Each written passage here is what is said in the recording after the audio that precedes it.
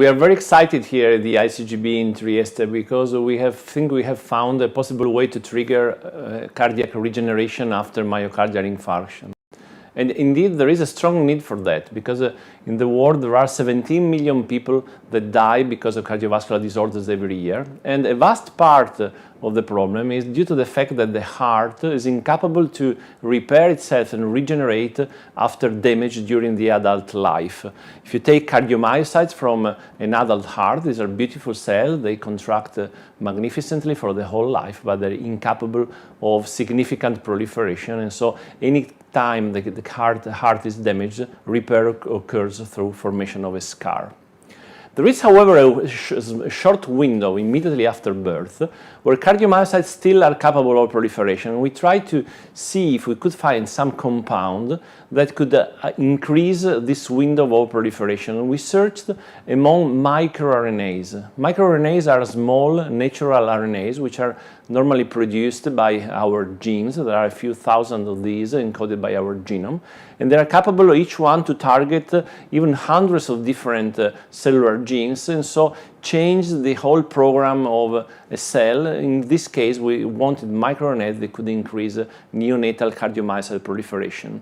The experiments were performed in a high throughput format, and so we had neonatal cardiomyocytes and then exposed these to all microRNAs encoded by the human genome one by one, and eventually we found 40 microRNAs that were of human origin, so encoded by humans, but capable of triggering proliferation of both mouse and rat cardiomyocytes, so they could become very interesting tools to trigger cardiomyocyte proliferation also in humans.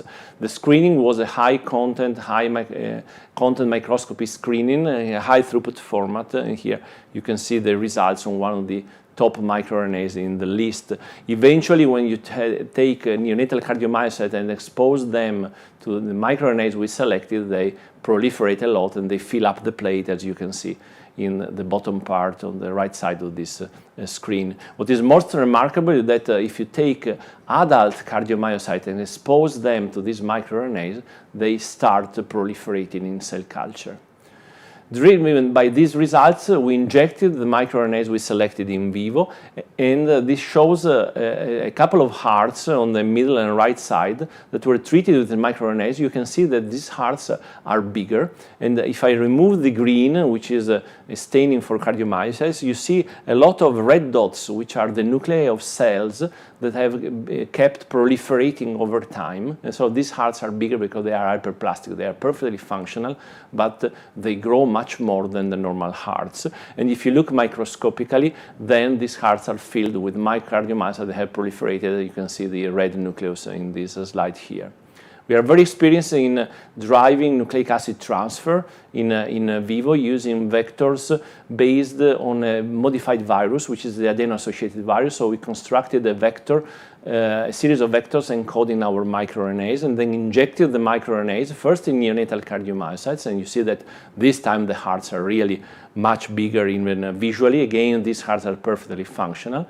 And then we took the vectors and injected these into the border area surrounding a myocardial infarction, and this was performed in mice, and after 2 months we looked at the size of the infarct, and the size was very significantly reduced. On the right side you see the scar on the bottom part that occurs in normal condition. You see that this scar, the thin layer of collagen tissue, is very much reduced when these hearts are treated with the microRNAs. If you look microscopically, the portion of infarcted heart has been regenerated by several proliferating cardiomyocytes. As I was saying, we are very excited because this is a demonstration that the heart can be triggered to proliferate also in the adult life not by using necessarily stem cells, simply by triggering the innate proliferative capacity of cardiomyocytes using these microRNAs as a sort of new genetic drugs. And